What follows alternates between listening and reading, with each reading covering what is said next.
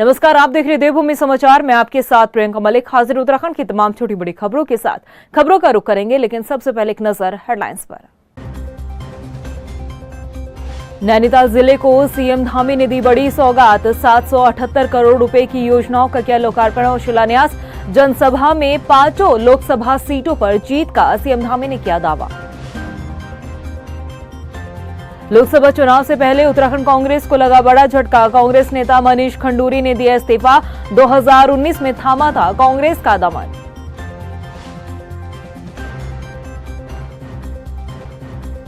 पाखरू range घोटाले में बढ़ी हरक सिंह रावत की मुश्किलें। सुप्रीम कोर्ट ने भी लगाई फटकार। सीबीआई को 3 महीने के भीतर जांच रिपोर्ट सौंपने के आदेश। और नगर आयुक्त विवाद मामले में महेश जीना के पक्ष में बोले करण महारा। कहा, जनप्रतिनिधि को जानकारी न देना दर्शाता है अधिकारियों की मनमानी। हेडलाइंस के बाद बुलेटिन में खबरें विस्तार से। नैनीताल दौरे पर रहे मुख्यमंत्री पुष्कर सिंह धामी ने जिले को 778 करोड़ रुपए की योजनाओं की सौगात दी है। सीएम धामी ने कार्यक्रम में महिला स्वयं सहायता समूह के साथ ही अन्य लाभार्थियों को चेक वितरित किए। वहीं दिव्यांगों को भी जरूरी उपकरण वितरित किए हैं। इस मौके पर सीएम धामी ने जनसभा को संबोधित करते हुए कहा कि उत्तराखंड में प्रधानमंत्री नरेंद्र मोदी के नेतृत्व के चलते विकास की बयार चल रही है।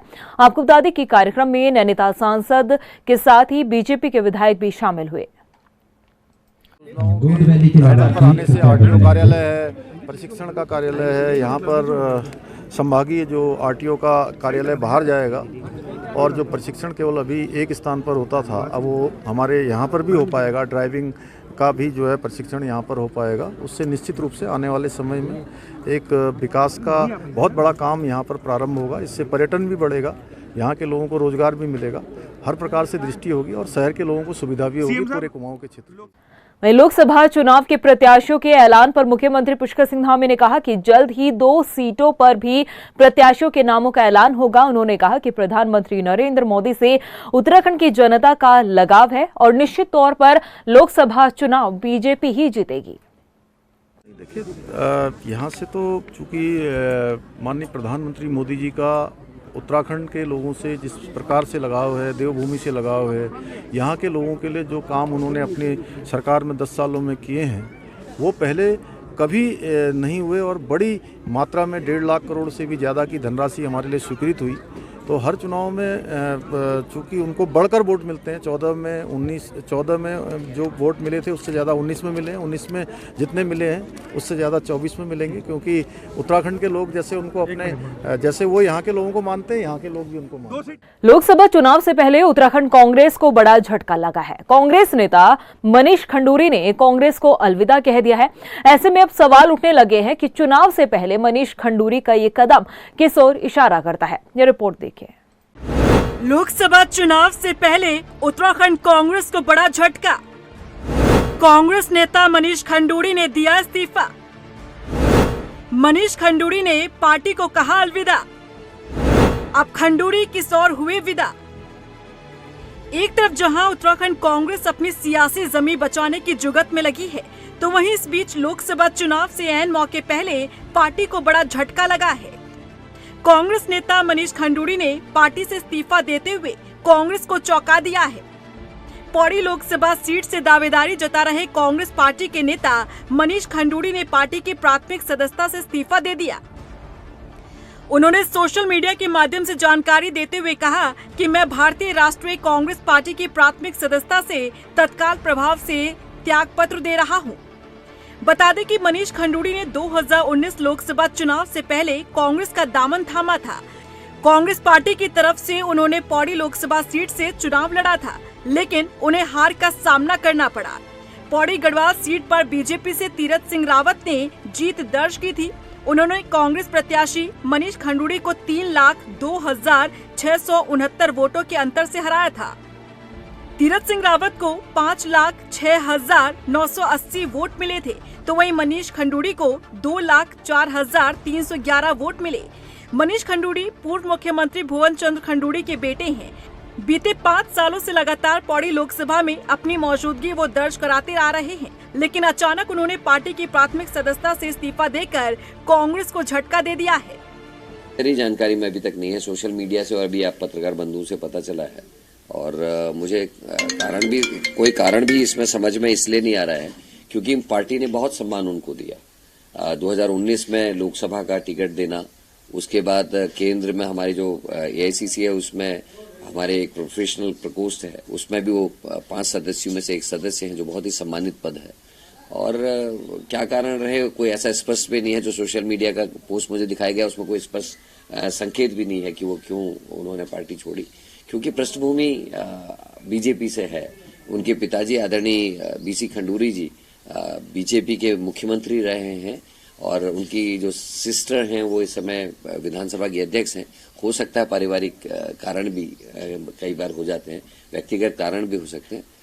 कांग्रेस प्रदेश अध्यक्ष करण महाराज जहां मनीष खंडूड़ी के इस्तीफे का कारण उनके परिवार का दबाव बता रहे हैं, तो वहीं बीजेपी भी मनीष खंडूड़ी के स्वागत के लिए बाहें फैलाए खड़ी दिख रही है। पिछली बार कांग्रेस के गढ़वाल लोकसभा के जो प्रत्याशी थे मनीष खंडूड़ी, और आज उन्होंने कांग्रेस पत्र त्याग पत्र दिया है, इस बात का संकेत है कि कांग्रेस के अंदर अच्छे लोगों को ना तो कांग्रेस टिका सकती है और ना लंबे समय तक अच्छे लोग कांग्रेस में टिक सकते हैं। और यही कारण है कि आज मनीष खंडूड़ी जैसे जो एक प्रकार से सुलझे हुए राजनेता उन्हें कांग्रेस से त्यागपत्र दिया है। मुझे लगता है कि कहीं ना कहीं कांग्रेस की जो अच्छी लीडरशिप है उसके अंदर भी मैसेज आने लगा है कि देश के विकास के लिए मोदी जी का जो योगदान है उसको नकारा नहीं जा सकता है। जन दबाव है, जन दबाव का प्रेशर भी रहता है और अच्छे कार्य में सब योगदान करें, देश में पुनः मोदी जी की सरकार बने, उस योगदान के लिए बड़ी संख्या में लोग कांग्रेस को छोड़ रहे हैं। और मैं तो उनसे अपील करूंगा मनीष जी से, क्योंकि भारतीय जनता पार्टी में कहीं ना कहीं उनके परिवार का बहुत बड़ा योगदान दल के लिए भी और पार्टी में भी को समझते भी हैं। जनरल खंडूड़ी जी हमारे प्रदेश के मुख्यमंत्री, हम जैसे कार्यकर्ता उनसे प्रेरणा लेकर ही आज यहाँ तक है और देर से ही सही एक अच्छा निर्णय मनीष जी ने लिया है और हमने उनके लिए दरवाजे खुले हुए हैं। जब भी उनका कोई प्रस्ताव आएगा उस पर शांतिपूर्वक विचार करते हुए उनको पार्टी में सम्मिलित करने में कोई दिक्कत हमको आने वाली नहीं। बता दें कि मनीष खंडूड़ी ने हाल ही में अपने सोशल मीडिया पर पोस्ट किया था। मनीष खंडूड़ी ने लिखा था कि मैं राजनीति में टिकट के लिए नहीं हूँ, मैं राजनीति में मंत्री बनने के लिए नहीं हूँ। अगर कोई ये सोच रहा है कि मुझे टिकट या फिर पद का लालच है तो ये उनकी भूल है। ऐसे में सवाल खड़े हो रहे हैं कि क्या मनीष खंडूड़ी इस पोस्ट के जरिए कांग्रेस पर निशाना साधने की कोशिश कर रहे थे? क्या कांग्रेस के भीतर मनीष खंडूड़ी को लेकर कुछ पक रहा था? बहरहाल समय रहते मनीष खंडूड़ी ने कांग्रेस को अलविदा कहते हुए इस बहस पर ही पूर्ण विराम लगा दिया है। उत्तराखंड के पूर्व कैबिनेट मंत्री हरक सिंह रावत की मुश्किलें इन दिनों कम होती दिखाई नहीं दे रही है। एक तरफ जहां ईडी की कार्रवाई और पूछताछ से हरक सिंह और उनके करीबियों की मुश्किलें बढ़ी है, तो वहीं दूसरी तरफ पाखरो रेंज में अवैध कटान के मामले में सुप्रीम कोर्ट ने हरक सिंह रावत और वन विभाग के अधिकारियों पर तल्ख टिप्पणी की है, जिससे हरक सिंह रावत की मुश्किलें और बढ़ती दिखाई दे रही है। ये रिपोर्ट देखिए। हरक सिंह रावत को सुप्रीम कोर्ट की फटकार, पाखरो रेंज मामले में लगाई फटकार, अगले 3 महीने में रिपोर्ट दाखिल करने के निर्देश। हरक सिंह रावत की बढ़ने लगी हैं मुश्किलें। पूर्व मंत्री और कांग्रेस नेता हरक सिंह रावत की दिन पर दिन मुश्किलें बढ़ती दिख रही हैं। लोकसभा चुनाव से पहले हरक सिंह रावत के सामने मुश्किलों की दीवार खड़ी होती दिख रही है। पहले से ही ईडी और सीबीआई जांच का सामना कर रहे हरक सिंह रावत को अब सुप्रीम कोर्ट से भी फटकार लगी है। उत्तराखंड की कॉर्बेट नेशनल पार्क में अवैध निर्माण और पेड़ों की कटान पर पूर्व मंत्री हरक सिंह रावत और पूर्व डीएफओ किशन चंद को फटकार लगाई गई है। कोर्ट ने कहा कि इसमें कोई संदेह नहीं कि इस मामले में पूर्व मंत्री और पूर्व प्रभागीय वन अधिकारी स्वयं को ही कानून समझते थे। सुप्रीम कोर्ट ने मामले में चल रही सीबीआई जांच को जारी रखते हुए और एजेंसी को 3 महीने में रिपोर्ट दाखिल करने के निर्देश दिए हैं। इसके साथ ही कोर्ट ने टाइगर रिजर्व और टाइगर सफारी के संरक्षण और प्रबंधन के बारे में सुझाव देने के लिए एक समिति का भी गठन किया है। कॉर्बेट नेशनल पार्क में निर्माण का मामला उस समय का है जब हरक सिंह रावत बीजेपी सरकार में वन मंत्री थे, लेकिन अब वो कांग्रेस में शामिल हो चुके हैं। वहीं वन मंत्री सुबोध उनियाल का कहना है कि कोर्ट के द्वारा जो टिप्पणी की गई है उसका परीक्षण करवाया जा रहा है। इसमें माननीय उच्चतम न्यायालय ने जो निर्णय दिया उसका परीक्षण कराया जाएगा। परीक्षण के बाद उसका अंतरण किया जाएगा। डिपार्टमेंटल जांच भी चल रही है और सीबीआई जांच भी चल रही है, तो उसने माननीय उच्चतम न्यायालय ने दोनों को कहा है कि 6 महीने के अंदर, जो मुझे अभी बताया गया है कि 6 महीने के अंदर जांच पूरी करके सीबीआई इसको जांच पूरी करे और डिपार्टमेंटल जो जांच चल रही है उसको 3 महीने में उसकी रिपोर्ट सबमिट करने को कहा है माननीय उच्चतम न्यायालय में, तो ये उच्चतम न्यायालय के निर्णयों का अनुपालन किया जाएगा।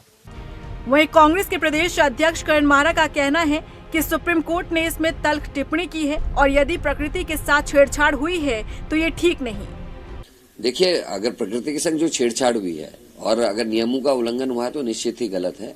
सुप्रीम कोर्ट का क्या निर्णय है मैंने पढ़ा नहीं है, लेकिन सोशल मीडिया से मैंने देखा था कि कहीं सख्त टिप्पणियां की हैं और सरकार को 3 महीने के अंदर कार्रवाई करने के लिए कहा है। देखते हैं सरकार का आगे कदम क्या रहता है, उसी के बाद फिर मैं कुछ कहूंगा। पूर्व मंत्री हरक सिंह रावत को कभी शेरे गढ़वाल कहा जाता था, लेकिन बीजेपी छोड़ने के बाद उनकी मुश्किलें लगातार बढ़ रही हैं। सीबीआई और ईडी का कसता शिकंजा हरक सिंह रावत के राजनीतिक करियर पर भी संकट खड़ा करता दिख रहा है। वहीं सुप्रीम कोर्ट में अवैध पेड़ कटान के मामले में चल रही सुनवाई से भी हरक सिंह रावत की मुश्किलें बढ़ती दिख रही हैं। देहरादून नगर निगम में नगर आयुक्त विवाद मामले को लेकर कांग्रेस के प्रदेश अध्यक्ष करण माहरा ने बीजेपी विधायक महेश जीना का समर्थन किया है। करण माहरा का कहना है कि अगर अधिकारी एक जनप्रतिनिधि को किसी मामले की जानकारी नहीं दे रहे हैं तो ये गलत है। साथ ही जिस तरीके से नगर आयुक्त द्वारा नगर निगम में होने के बावजूद भी झूठ बोला गया कि वो नगर निगम में नहीं है, ये भी एक बेहद गंभीर मामला है। सभी पहलुओं की जांच होनी चाहिए। देखिए, एफआईआर दर्ज हुई है और मेरा ये मानना है कि प्रकरण की जांच भी होनी चाहिए थी और आईएएस एसोसिएशन ने जिस तरीके से गंभीर रुख अपनाया है तो निश्चित ही इसमें बड़ी गंभीरता है। सरकार, मुझे पता है कि दबाव में आईएएस अधिकारियों के एसोसिएशन को भी दबाने की कोशिश करेगी। ऐसा होना नहीं चाहिए और इसमें जांच होनी चाहिए। अगर अधिकारी का दोष है तो अधिकारी के खिलाफ भी कार्रवाई होनी चाहिए, क्योंकि जनप्रतिनिधि के संग क्या व्यवहार होना चाहिए पता होना चाहिए। ऑफिस में होते हुए अगर उन्होंने कहा मैं नहीं हूं और उनको अपने असिस्टेंट के कमरे में बैठने को कहा गया, वहां ठेकेदार अगर विधायक से बदतमीजी करा तो उस बात की भी जांच होनी चाहिए और अगर विधायक ने अगर अपनी सीमाओं का उल्लंघन किया तो उसकी जांच करके उनके खिलाफ भी कार्रवाई होनी चाहिए। जागेश्वर धाम में महाशिवरात्रि के पर्व पर भक्तों का तांता लगा रहा। धाम में पहुंचे शिव भक्तों ने जहां भगवान शिव के दर्शन और जलाभिषेक कर आशीर्वाद लिया, तो वहीं इस दौरान श्रद्धालुओं ने देवदार के वृक्षों के कटान का भी विरोध किया। धाम के पुजारी हेमंत भट्ट ने बताया है कि इन वृक्षों में भगवान शिव स्वयं वास करते हैं। उन्होंने कहा कि अगर इन वृक्षों को काटा जाता है तो विनाश हो सकता है। आपको याद हो तो हाल फिलहाल में जागेश्वर धाम में देवदार के वृक्षों के कटान के चलते सुर्खियां छाई रही है। इन वृक्षों के बचाने के लिए हर प्लेटफॉर्म पर आवाज उठी है। वर्तमान समय में जागेश्वर मंदिर समूह के लिए आरतोला से जागेश्वर तक सड़क का चौड़ीकरण का निर्माण होने जा रहा है, जिसमें हजारों दारुक वृक्ष को चिन्हीकरण किया गया है, जिनको हटाया जा रहा है। हम उसका विरोध करते हैं। अगर यहाँ पर दारुक वन को हटाया गया तो विनाश आ सकता है उसमें, क्योंकि भोलेनाथ इस क्षेत्र में जागृत अवस्था में हैं और दारुक वन में बसे हुए हैं। हजारों साल प्राचीन देवदार का यहाँ पर वन है और हम सरकार से यही निवेदन करेंगे, प्रशासन से, कि जागेश्वर धाम के जो दारुक वन हैं, देवदार के वृक्ष हैं, उनको न काटा जाए और यहाँ पर बाईपास सड़क बने, जिससे कि ये क्षेत्र की सौंदर्यता बरकरार रहे। महिला दिवस के मौके पर देहरादून स्थित यूपीएससी यूनिवर्सिटी द्वारा एक बाइक रैली का आयोजन किया गया, जिसमें बड़ी संख्या में महिला और पुरुषों ने हिस्सा लिया है। बाइक रैली में मुख्य अतिथि के तौर पर मुख्यमंत्री पुष्कर सिंह धामी की पत्नी गीता धामी शामिल हुई। महिला दिवस के मौके पर उन्होंने कहा कि महिलाएं गृहस्थी से लेकर उच्च पदों तक सभी जगह अपनी भूमिका का निर्वहन करती है और आज इस मौके पर उन्हीं के सम्मान में एक कार्यक्रम आयोजित किया जा रहा है। हमारी महिला जो कि मातृशक्ति हर रूप में जो है समाज के अंदर एक भूमिका अदा कर रही है और आज महिला दिवस के इस अवसर पर मैं सभी हमारी मातृशक्ति को बहुत बहुत बधाई और शुभकामनाएं देती हूँ।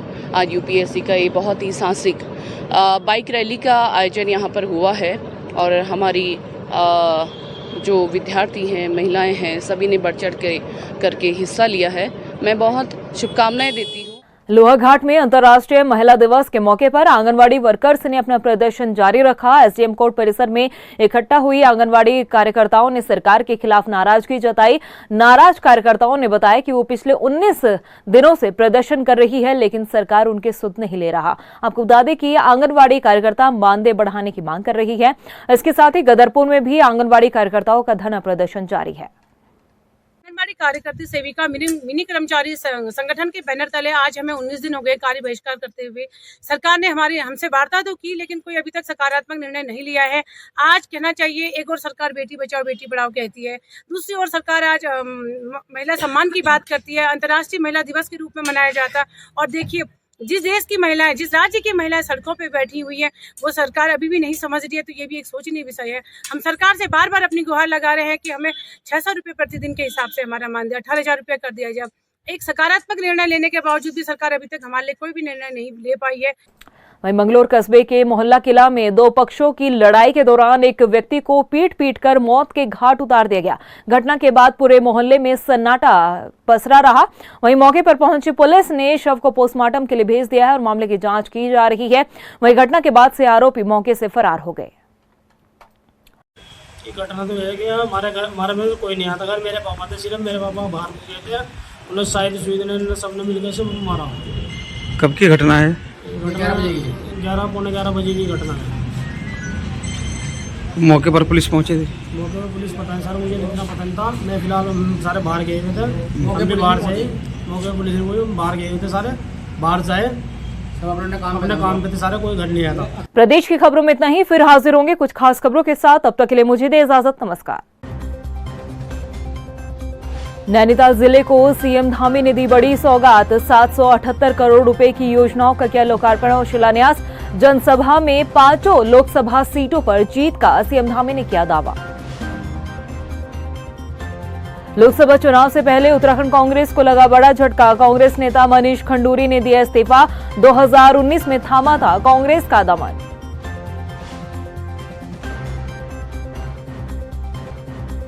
पाखरू रेंज घोटाले में बढ़ी हरक सिंह रावत की मुश्किलें। सुप्रीम कोर्ट ने भी लगाई फटकार। सीबीआई को 3 महीने के भीतर जांच रिपोर्ट सौंपने के आदेश। और नगर आयुक्त विवाद मामले में महेश जीना के पक्ष में बोले करण महारा। कहा, जनप्रतिनिधि को जानकारी न देना दर्शाता है अधिकारियों की मनमानी।